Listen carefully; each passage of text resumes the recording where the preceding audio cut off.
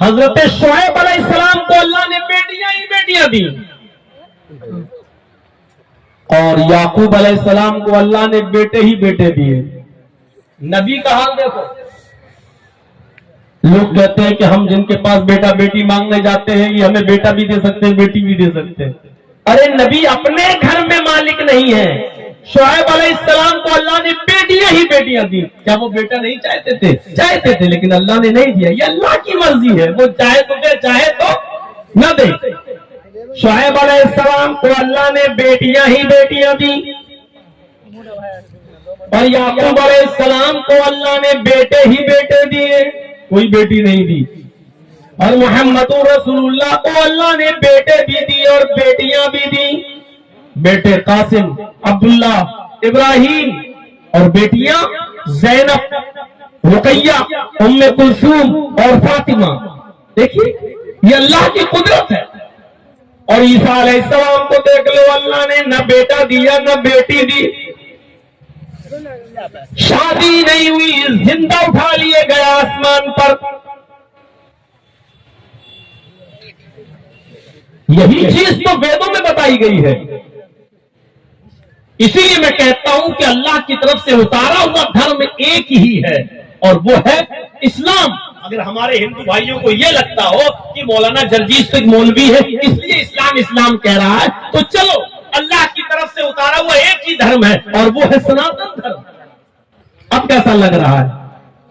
ایک جرجیت کے اندر اتنی فراخ دلی ہے کہ وہ کہہ سکتا ہے کہ اللہ کی طرف سے اتارا ہوا دھرم سناتن دھرم ہے۔ کیا کسی ہندو پنڈت میں اتنی طاقت ہے جو کہہ سکے کہ اللہ کی طرف سے اتارا ہوا دھرم اسلام ہے؟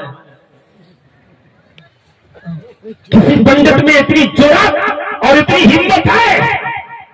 ہزاروں کی بھیڑ میں جرجیت کے اندر اتنی جرأت ہے، اتنے مولویوں کی موجودگی میں کہہ سکتا ہوں کہ اللہ کی طرف سے اتارا ہوا دھرم ایک ہی ہے، اور وہ ہے سناتن دھرم، وہ ہے شاشوت دھرم۔ کیا کسی ہندو پنڈت میں، کیا کسی سکھ میں، کیا کسی عیسائی میں، کیا کسی شنکراچاریہ میں اتنی ہمت ہے جو کہہ سکے کہ اللہ کی طرف سے، ایشور کی طرف سے اتارا ہوا دھرم ایک ہی ہے، وہ ہے اسلام؟ دیکھو، ہم نے شور کرنے کے لیے نہیں کہا، ہم نے چپکے سے کہا نکل جائیے۔ ویسے آپ لوگ بیکار چندہ کر رہے ہیں، جتنا آپ کو ملے گا نہیں اس سے زیادہ تو انشاءاللہ تقریر کے بعد ہم کروا دیں گے۔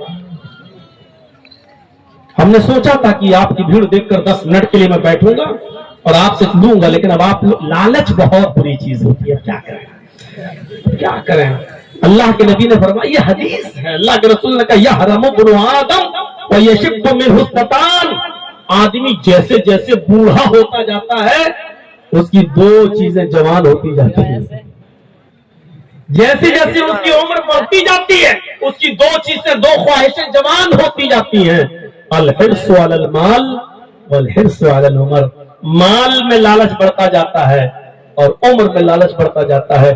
80 سال کا بڈھا، اس سے خیریت لو، حضرت کیسی طبیعت ہے آپ کی؟ ٹھیک ہے،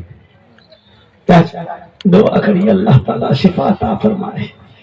کھانستے کھانستے برا حال ہے، کنڈیشن بہت خراب ہے، ایک بیٹی رہ گئی ہے شادی کے لیے، بس اتنی عمر اور مل جائے کہ میں اپنی آنکھوں کے سامنے اس کی ودا کر دوں، اس کے ہاتھ پیلے کر دوں۔ 80 سال ہو چکے ہیں پھر بھی چاہتا کہ 5 سال اور جی لوں، 85 سال ہے پھر بھی چاہتا کہ 5 سال اور جی لوں، 90 سال کا ہے چاہتا کہ 10 سال اور جی لوں۔ لالچ ختم نہیں ہوتا، اور جتنا بڈھا ہوتا جائے گا پیسے کی لالچ بھی اتنی بڑھتی جائے گی۔ ہمارے یہاں ایک لڑکا تھا، وہ کہہ رہا تھا بغیر جہیز کے میں شادی کروں گا، میں لڑکی سے کچھ نہیں لوں گا۔ وہ تیار تھا، اس کا باپ 85 سال کا کہتا چپ، آخری لڑکا رہے گا، لوں گا کیوں نہیں، سب کچھ لوں گا۔ بیٹا منع کر رہا ہے، کہہ رہا ہے نہیں، لڑکی کا مال پر جیے تو کیا جیے یار، ہم اپنے ہاتھوں سے کمائیں گے، محنت کریں گے، بیوی کو کھلائیں گے۔ باپ کہتا چپ، مل رہا تو رکھ لے۔ تو میرے بھائیوں، یہ فطری چیز ہے، ابن آدم کا، انسان کا پیٹ کون سی چیز بھر سکتی ہے؟ وَلَا يَمْلَوْ جَوْفَ ابْنِ آدم إِلَّا التُّرَابُ۔ ابن آدم کا پیٹ، انسان کا پیٹ صرف مٹی بھر سکتی ہے قبر کی، مرنے کے بعد جب تک وہ قبر میں نہ چلا جائے اس کا پیٹ نہیں بھر سکتا۔ لو کان لابن آدم وادیان من مال، مال و دولت و سونے اور چاندی سے بھرے ہوئے 2 جنگل بھی، 2 گودام بھی ہو، 2 وادیاں بھی ہوں، तब भी वो कहेगा कि काश मेरे पास तीसरा घर और होता, काश मेरे पास तीसरा गोदाम और होता, काश मेरे पास तीसरा स्टोर और होता, मेरे पास कितना माल और होता। इंसान का पेट भर ही नहीं सकता मालो दौलत सोना चांदी। वला यमलउ जौफ इब्न आदम इल्ला तुराब, मिट्टी ही नहीं। लेकिन लालच अच्छा है, बुरा नहीं, क्योंकि मदरसे के लिए चाह रहे हैं, अपने लिए नहीं। इसलिए मैंने जो बोल दिया, लेकिन मेरे भाइयों अगर कोई चाहता है कि ज्यादा से ज्यादा चंदा हो जाए तो ये मदरसे ही के लिए चाह रहा, अपने लिए नहीं चाह रहा। तो ये लालच होना भी चाहिए अगर मदरसे के लिए है तो, और मस्जिदों के ताउन के लिए है तो इसमें कोई बुराई भी नहीं है, होना चाहिए। बुराई ये कि अपने लिए लालच, लेकिन मदरसे के लिए होना चाहिए। अल्लाह के नबी सल्लल्लाहु अलैहि वसल्लम ने 100 ऊंट मांगे, ग़ज़वे तबूक के मौके पर है कोई जो 100 ऊंट दे? हजरत उस्मान उठे, कहा मैं 100 ऊंट दे रहा हूं। देखिए अभी और लालच आ गया। अल्लाह के नबी कहते हैं कि उस्मान के अलावा कोई और है जो 100 ऊंट दे? फिर उस्मान गनी उठे, कहा अल्लाह के रसूल 100 और दे रहा हूं। अल्लाह के नबी ने कहा उस्मान 200 दे चुके, कोई और है जो 100 ऊंट दे?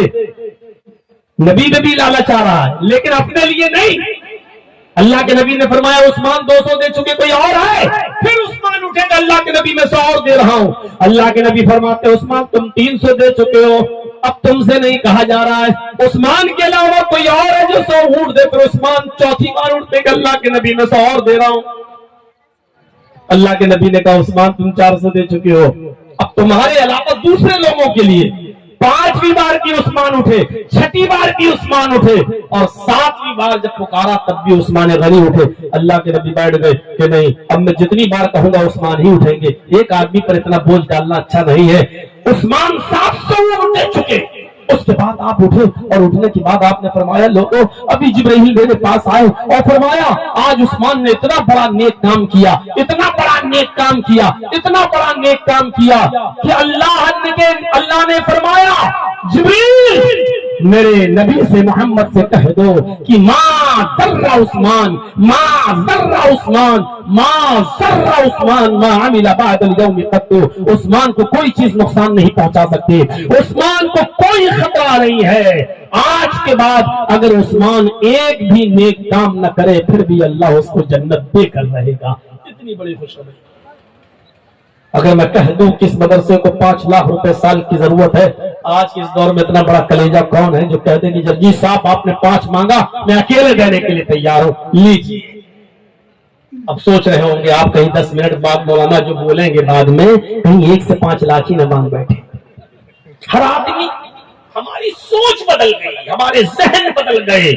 वरना उस्मान गनी 100 फिर 100 फिर 100, और आप कह भी रहे उस्मान, अब तुमसे नहीं कह रहे, तुम्हारे अलावा कोई और है जो 100, फिर उस्मान गनी उठते 700 ऊंट। या अल्लाह, एक ऊंट की कीमत देखो 700।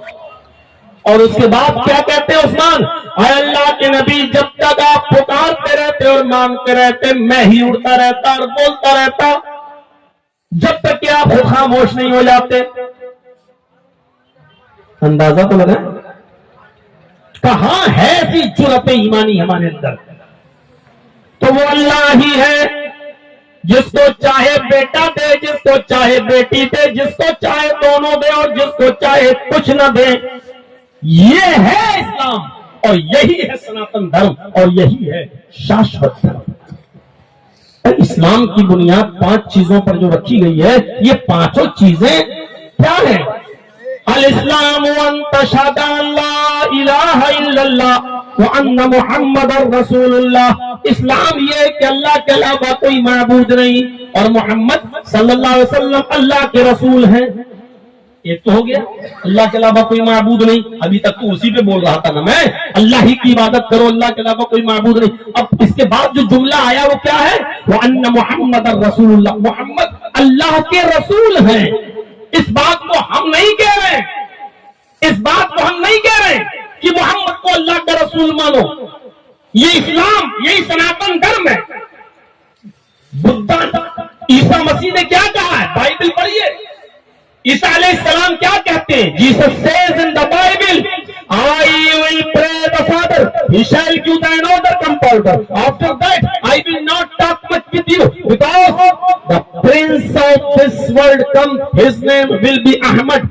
ईसा अलैहिस्सलाम कह रहे हैं कि मैं अपने बाप से ये दुआ करूंगा कि वो तुमको एक दूसरा प्रोटेस्टेंट दे, एक दूसरा रहबर दे, एक दूसरा मार्गदर्शक दे, एक दूसरा रसूल दे, एक दूसरा पैगंबर दे, एक दूसरा messenger they. I will not talk much with you. अब मैं तुमसे कुछ और नहीं कहूंगा. The Prince of this world कम, इस दुनिया का शहजादा आने वाला है. उसके आने के लिए मेरा जाना जरूरी है. जब तक मैं नहीं जाऊंगा, इस दुनिया का शहजादा इस दुनिया में आएगा नहीं. उसके आने के लिए मेरा ऊपर जाना अति आवश्यक है, जरूरी है. जब वो इस दुनिया में आ जाए तो उसका नाम देखना क्या है. अंतिम ऋषि का, उस शहजादे का, आखिरी पैगंबर का नाम, his name will be Ahmad, उसका नाम अहमद. बाइबल में आज भी लिखा है his name will be Ahmad, उसका नाम अहमद होगा. ईसाइयत कह रही है उसका नाम अहमद होगा. وَإِذْ قَالَ عِيسَى ابْنُ مَرْيَمَ يَا بَنِي إِسْرَائِيلَ إِنِّي رَسُولُ اللَّهِ إِلَيْكُمْ مُصَدِّقًا لِمَا بَيْنَ يَدَيَّ مِنَ التَّوْرَاةِ وَمُبَشِّرًا بِرَسُولٍ يَأْتِي مِن بَعْدِهِ اسْمُهُ أَحْمَدُ.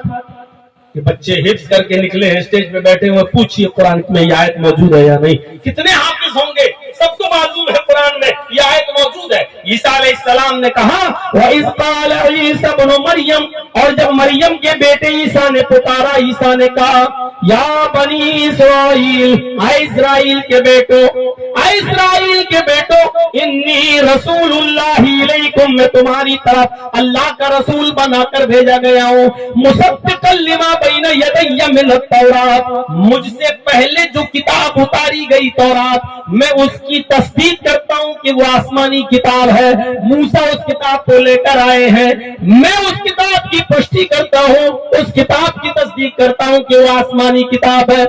وَمُبَشِّرًا بِرَسُولٍ يَأْتِي مِن بَعْدِهِ اسْمُهُ أَحْمَدُ, لیکن تو میں خوشخبری سناتا ہوں, گڈ نیوز دیتا ہوں, شبھ سماچار سناتا ہوں ایک ایسے رسول کا جو میرے بعد آئے گا, میری زندگی میں نہیں, من بعد اسمہ احمد, میرے بعد آئے گا, اس کا نام احمد ہوگا.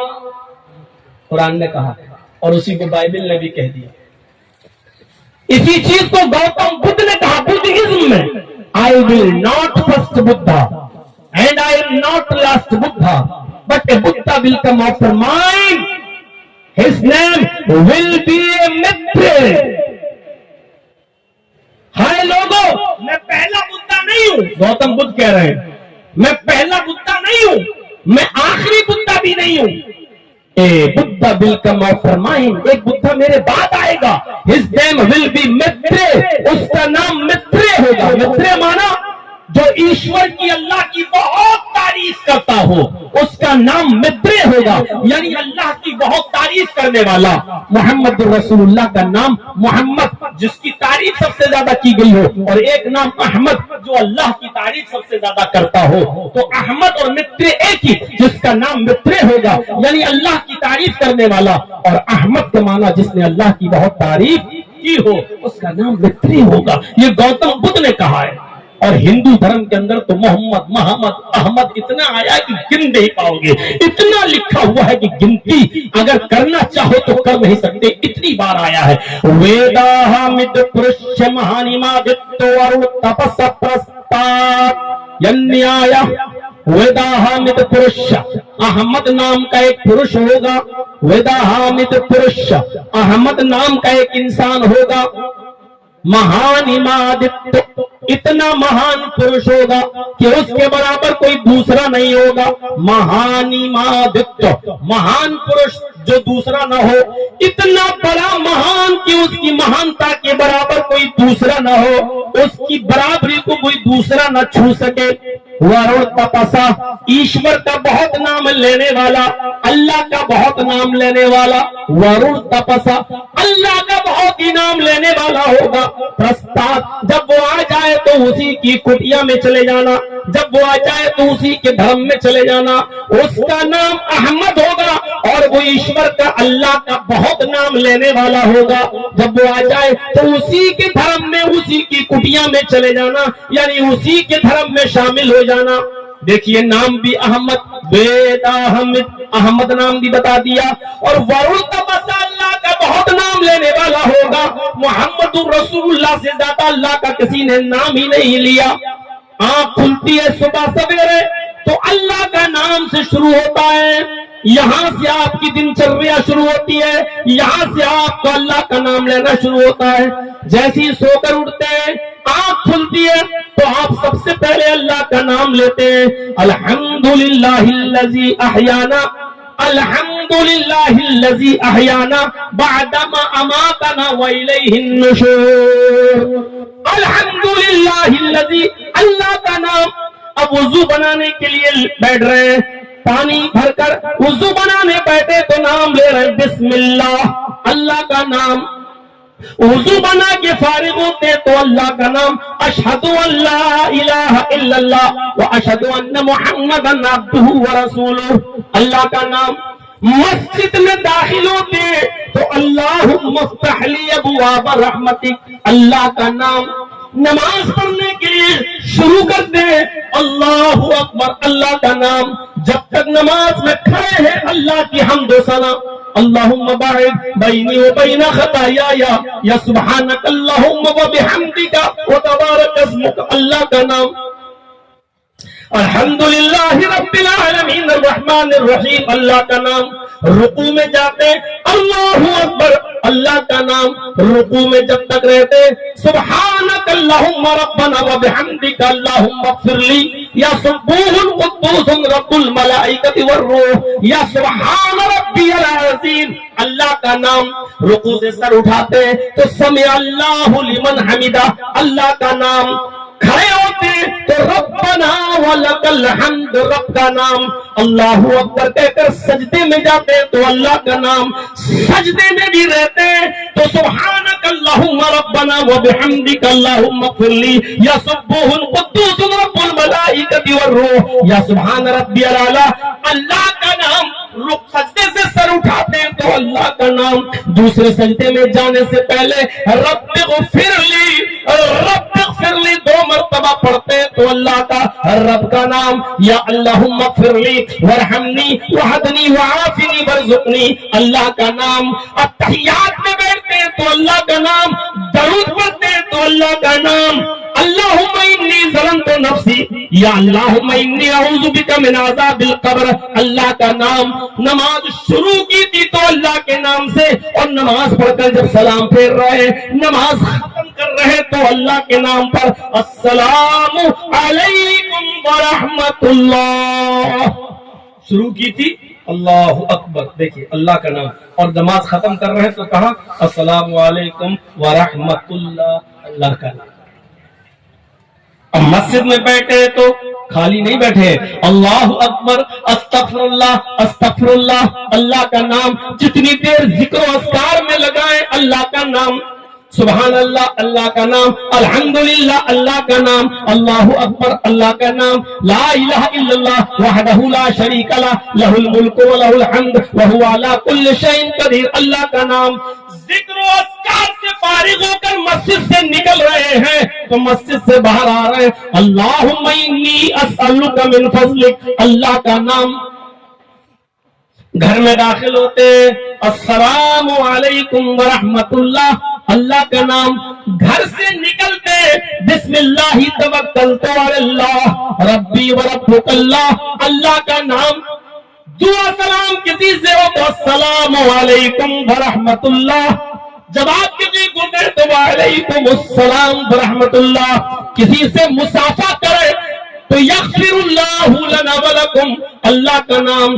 اوپر چڑھے تو اللہ اکبر، نیچے اترے تو سبحان اللہ، آئینہ دیکھے تو اللہ کا نام، کپڑا پہنے تو اللہ کا نام، اٹھے تو اللہ کا نام، چلے تو اللہ کا نام، سونے کے لیے کھانا کھائے تو بسم اللہ، اللہ کا نام، کھانا کھا کر فارغ ہو تو الحمدللہ، اللہ کا نام۔ کسی کو چھینک آئے اور کہہ دے الحمدللہ تو اس کے جواب میں کہے یرحمک اللہ، اور خود چھینک آئے تو کہے الحمدللہ، اللہ کا نام۔ غور کیجئے، اٹھے تھے اللہ کا نام لے کر، یہاں تک کہ پیشاب اور پائخانے کے لیے لیے جائیں تو ادھر بھی اللہ کا نام، اللہم انی اعوذ بک من الخبث والخبائث، وہاں سے نکلے تو غفرانک، اے اللہ تیری مغفرت کا طلبگار ہوں۔ میرے بھائیو، اللہ کا نام ہر وقت، اللہ کا نام، اٹھے تھے تو اللہ کا نام لے کر اب بستر پہ سونے جا رہے ہیں، جب لیٹتے ہیں داہنی کروٹ سے تو ادھر بھی اللہ کا نام، اللہم باسمک اموت واحیا، یہاں تک کہ بیوی سے اپنی ضرورت بھی پوری کرے تو ادھر بھی اللہ کا نام، اللہم جنبنی الشیطان، جنب الشیطان ما رزقتنا، اللہم جنب الشیطان وجنب الشیطان ما رزقتنا، اے اللہ مجھے شیطان سے محفوظ فرما، اللہم جنبنا الشیطان، اے اللہ مجھے شیطان سے دور رکھ، وجنب الشیطان، اور شیطان کو مجھ سے دور رکھ، اس اولاد سے جو تو آج کی ملاقات میں مجھے عطا کرنے والا ہے، ہم کو بھی شیطان سے بچا، اور اس بچے کو بھی جو تو آج ہماری ملاقات سے تو ہمیں عطا کرنے والا ہے، اس بچے کی بھی حفاظت فرما۔ بیوی سے ملاقات ہو، ہم بستری ہو تو ادھر بھی اللہ کا نام، غور کرو کتنا اللہ کا نام بارو تپسا، اس کا نام احمد ہوگا، اور اللہ کا سب سے زیادہ نام لینے والا ہوگا۔ سب سے زیادہ نام اگر کسی نے لیا اللہ کا تو وہ ہستی ہے محمد رسول اللہ صلی اللہ علیہ وسلم کی۔ اور آگے کہا یعنی آیا سورگ میں جانے کا احمد کے راستے کے علاوہ کوئی دوسرا راستہ نہیں ہے، یعنی آیا محمد کے راستے کے علاوہ کوئی دوسرا راستہ نہیں جو تمہیں سورگ میں لے جائے، جو تمہیں جنت میں لے جائے۔ ابھی دو ہی چیزیں ہوئی ہیں، حالانکہ ان دونوں کو ملاؤ تو ایک چیز ہوگی کلمے کی، لا الہ الا اللہ محمد رسول اللہ، اللہ کے علاوہ کوئی معبود نہیں اور محمد اللہ کے رسول ہے۔ ابھی میں نے احمد بتایا ہے، محمد کا نام بھی ویدوں میں آیا ہے، موہمداندھکارم ناشم ودھایم ہتدودیت ویکا، محمد اس دھرتی پر جب آئیں گے تو ان کے آنے کے بعد اندھیرا ناش ہو جائے گا۔ موہمداندھکارم ناشم، میں نے بہت دنوں سے منتر پڑھے نہیں، بلکہ کئی سالوں سے منتر پڑھے نہیں، لیکن آج پتہ نہیں، سوچ کے بھی نہیں آیا تھا لیکن نکل گیا۔ اور بھی ہے کوئی بات بھی نہیں، یہ اس سیزن کی یہ لاسٹ تقریر بھی ہے، کل ہم یو پی میں ہوں گے، پھر اس ایریے میں شاید 30 تاریخ کو کہیں پروگرام ہے میرا، ویسے تو 25 سے پھر شروع ہو رہے ہیں، 25 26 27 28 29 30، اس ایریے میں آس پاس کہیں 30 تاریخ کو پھر ہے، ہمیں یاد نہیں ہے کہاں ہے، وہ لوگ بھی توصیف صاحبی کے پاس جا کر پروگرام لیے تھے۔ تو میرے بھائیوں، آج کی تقریر کو کوئی دلیل نہ بنائے کہ مولانا صاحب ادھر منتر پڑھے تو ہمارے ادھر بھی منتر پڑھیں، میں پڑھتا نہیں ہوں، کیونکہ اب ضرورت مسلمانوں کو راستے پہ لانے کی ہے، نہ کہ ویدوں کے منتر کی۔ اب ضرورت مسلمانوں کے اندر دین کے پھونکنے کی ہے، نہ کہ ویدوں کے منتر کی، لیکن چونکہ آج تھوڑا سا موڈ تھا، آپ لوگوں کی بھیڑ دیکھ کر بن گیا تو میں نے پڑھ دیے۔ تو میرے بھائیوں ذرا غور کیجئے گا، حالانکہ میں بتا دوں کہ میں کیوں نہیں پڑھ رہا ہوں، میرے اوپر ہائی کورٹ کی فاؤنڈیشن لگی ہوئی ہے، الہ آباد ہائی کورٹ کی، کہ جب تک آپ کیس سے بری نہیں ہو جاتے ہیں تب تک آپ کہیں نہ منتر پڑھیں گے نہ کسی دوسرے دھرم پہ کوئی ٹپڑی کریں گے۔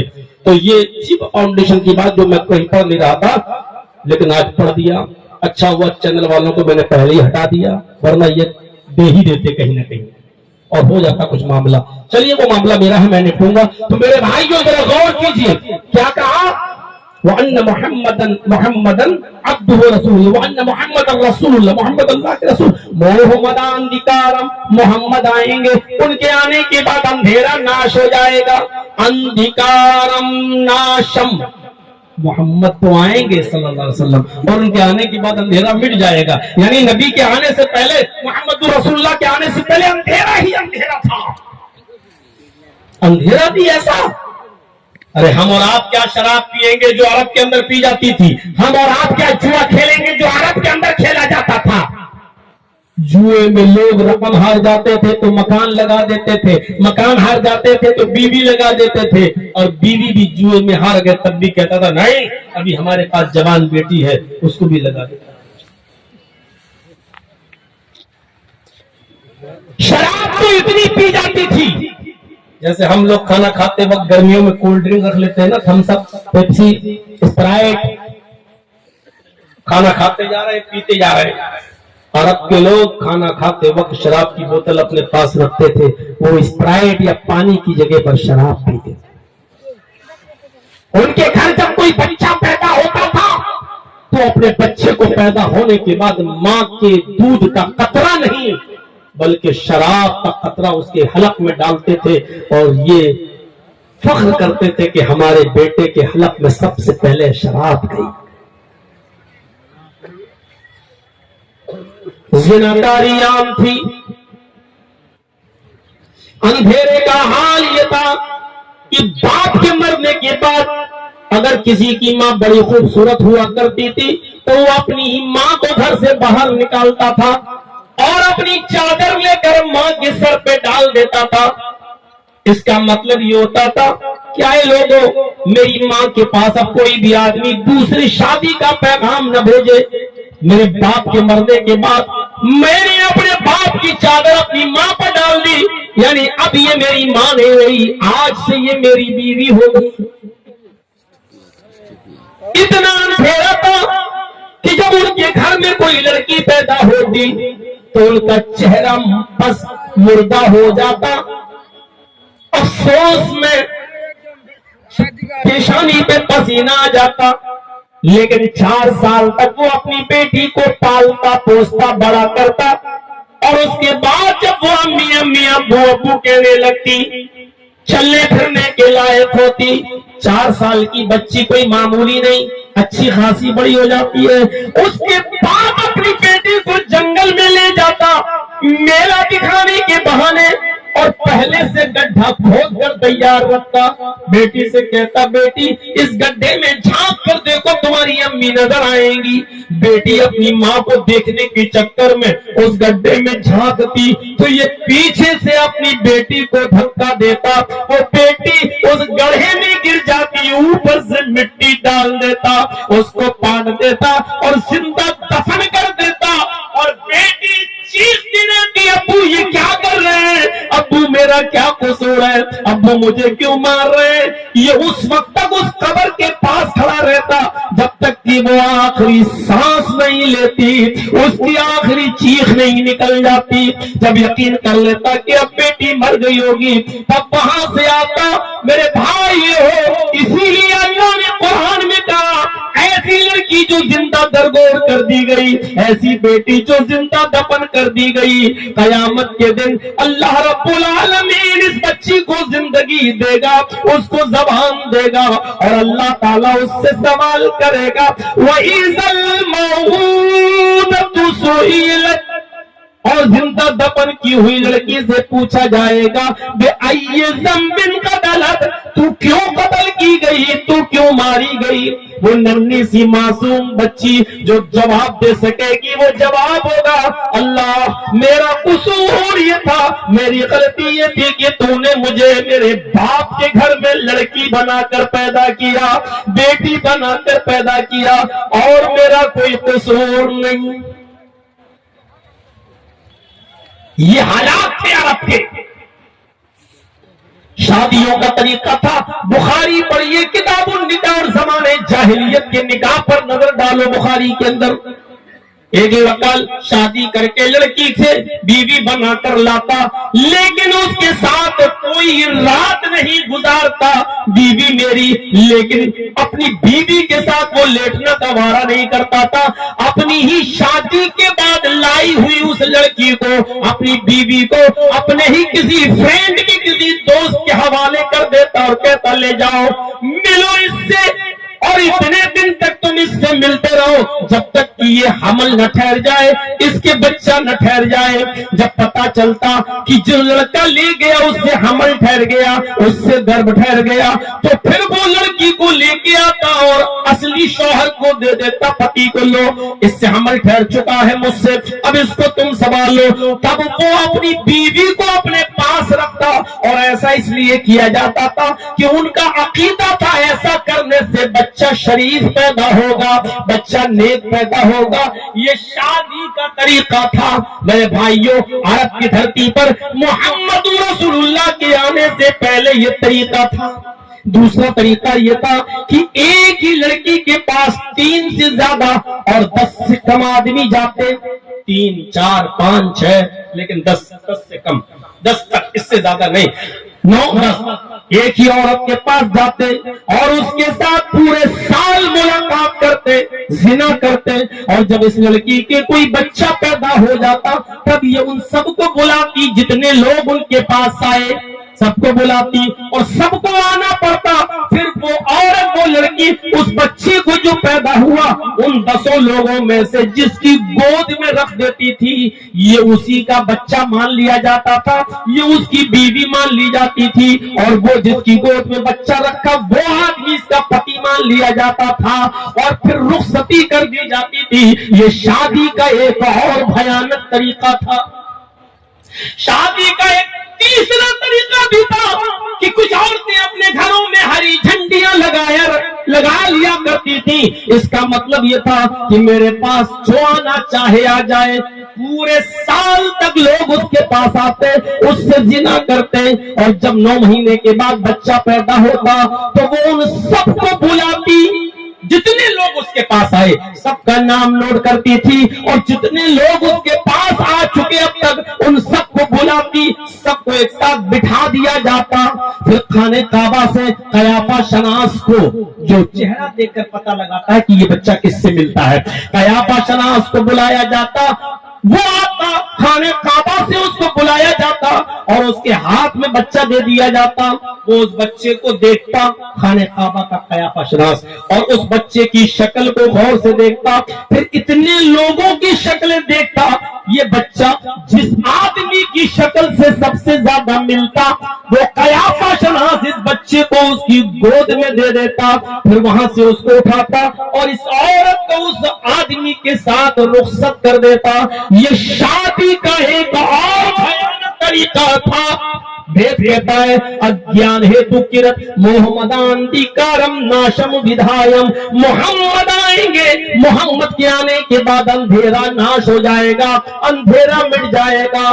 یقیناً جب محمد رسول اللہ آئے تو شراب کی حرمت کا اعلان کر دیا گیا. انما الخمر والمیسر والانصاب والازلام رجس من عمل الشیطان, شراب کو, جوئے کو شیطان کی گندگی قرار دے دیا. رجس من عمل الشیطان, شیطان کا پائخانہ بتا دیا, شیطان کی گندگی قرار دے دیا, اور اس کی حرمت کا اعلان کر دیا گیا. لڑکیوں کی عزت و آبرو اتنی کر دی, بڑھا دی گئی کہ جو لوگ لڑکیوں کو دفن کر دیا کرتے تھے, زندہ کر دیا کرتے تھے, محمد رسول اللہ نے لڑکیوں کی پرورش کو باپ کو جنتی بتانا شروع کر دیا کہ جس کی 3 بیٹیاں ہوں گی اس نے پڑھایا اور لکھایا اور ادب سکھایا ہوگا, اور اس نے اس کا نکاح دیندار گھرانے میں کر دیا ہوگا, تو ان 3 بچیوں کا باپ جنت میں میرے ساتھ میرا پڑوسی بن کر رہے گا.